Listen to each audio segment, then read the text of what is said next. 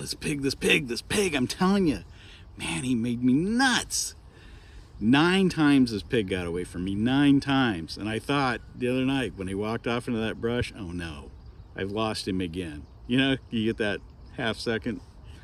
But, you know, good reason, 9 times. I made another video, you can click on that. 6 times he got away from me last winter.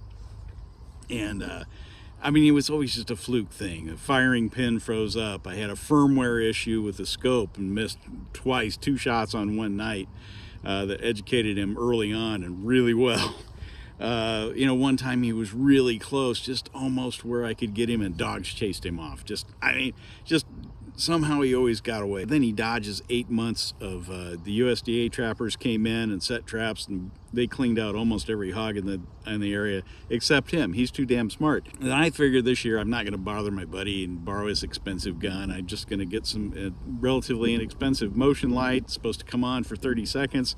I got my gun, pig over a bucket, no problem, right? Well, no, that doesn't work very good. Yeah, he came in, the first time he came in on that light, I could see him just start to come into the light goes off, which didn't stay on for 30 seconds, by the way, like they said it would. It's supposed to stay on for 30 seconds or stay on as long as there's something moving. Well, I never got past 17 Mississippi on that light ever coming on. So, you know, if that light had stayed on for another 15 seconds, probably would have killed him that first night. But instead I sat there for 45 minutes with my gun on my arm until I was getting tired of holding my rifle up, listened to him chew on the corn and kick the bucket around, and the light was not coming on. Eventually came over and he got close enough. He lifted up his head and he scented me, huff, huff, huff, and I hear him trotting off. Here he goes. Well, he didn't come back for 2 more days. And so then I tried it again, waited for a night with a real strong wind. I moved the light closer in so maybe it would come on more likely. Well, that time he walked between that light and my trail camera. The wind died on me. He scented me again and was gone. He never even went into the light. I never saw him. I moved my stand farther up the ridge, which was not easy. I call it Ass Buster Ridge for a reason, and it's, you know, it's one of those deals where I got one set of tree climbing sticks on there and the stand up, and it's, you know, 6 feet high on one side of the tree, and when you get up there it's about a 12-foot drop off the other side. So it's not an easy thing to do, but I got it the stand farther away. I had to cut down a couple of small trees to have any kind of a shooting lane, and so we're good to go. I'm coming in there one night, and he never shows up until midnight, and I coming in at 9 o'clock, and geez, there's deer all over the field. I mean, I counted 13 in the pasture, never seen that many before. And then bink, bink, bleep, here's the green light coming on in the woods. I thought, oh my God, he's in there on the bait early, and but I got the scope, so I go sneaking in there 50 yards out, you know, and I'm seeing it's pretty brushy, but I know if I'm in the right spot, I'll be able to find an opening in there and get him on that bait if he doesn't know I'm there.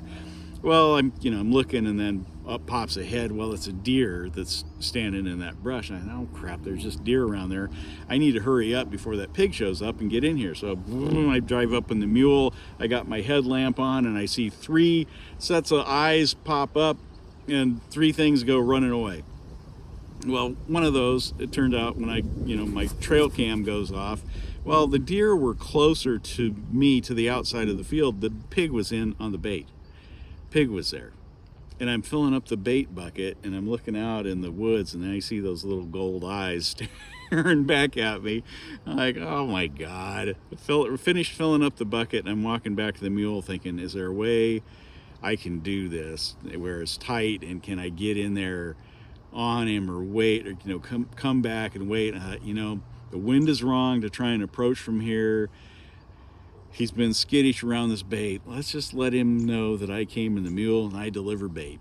I'm the happy guy. I'm bringing food. Good for me, and he won't be afraid of the mule, and we'll be good.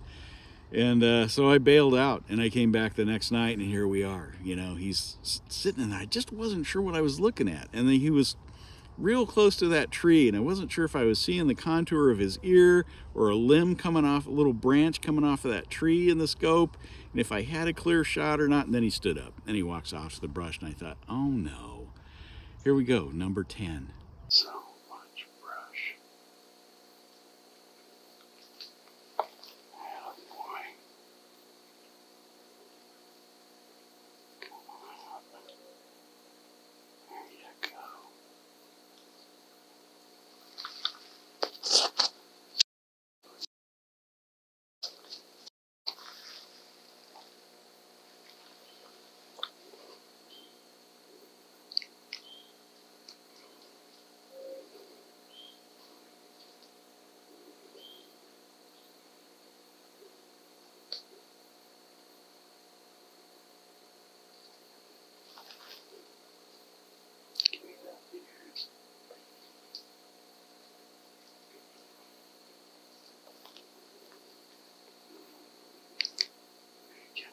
Close there, buddy.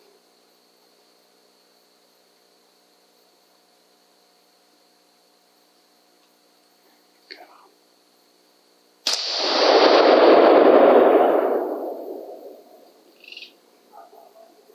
Obviously got in the clear, got one behind his ear, and finally the coal boar is down and we're done.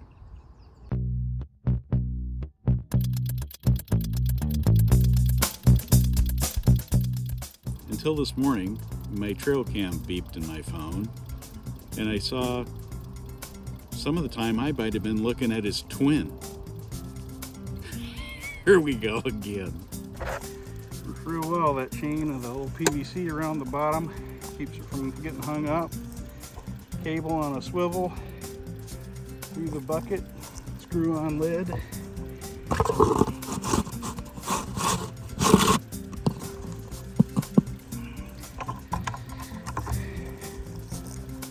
Good to go.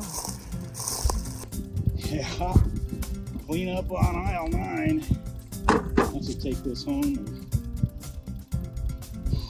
we can do it. Jeez. Look at those pieces of plastic everywhere. God. Pig! Ah.